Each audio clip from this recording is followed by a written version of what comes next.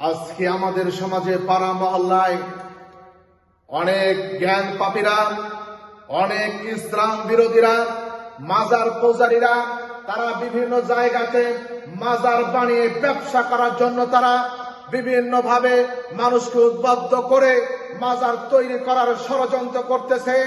আমি আমার বাইতুল মামুর জামে মসজিদ থেকে আহ্বান করতে চাই, যারা এইরকম হটকারিতা, যারা এইরকম দুঃসাহস করতে চাও, তাদেরকে আমি শোনাতে চাই পবিত্র কুরআনুল কারীমের সূরা ফাতিরের 22 নম্বর আয়াতে আল্লাহ পাক ঘোষণা দিয়েছেন।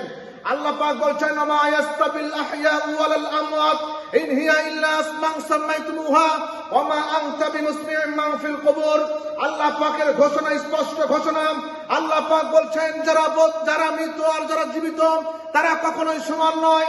আল্লাহ পাক যাকে ইচ্ছা শোনাতে পারেন, তবে যারা মাজারে কবরে শুয়ে আছে তাদেরকে তোমরা কখনোই শোনাতে পারবে না। আল্লাহর ভাষা স্পষ্ট ভাষা।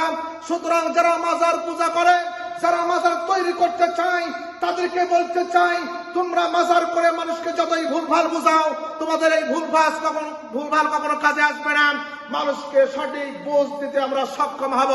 আল্লাহ পাক পবিত্র কোরআনের স্পষ্ট ভাষায় বলেছেন, মাজারে যে ব্যক্তি শুয়ে আছে ওই ব্যক্তি মানুষের ভালো এবং মন্দ কোনো কিছু করতে পারে না।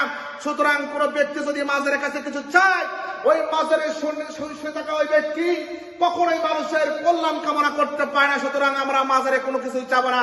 কি সকল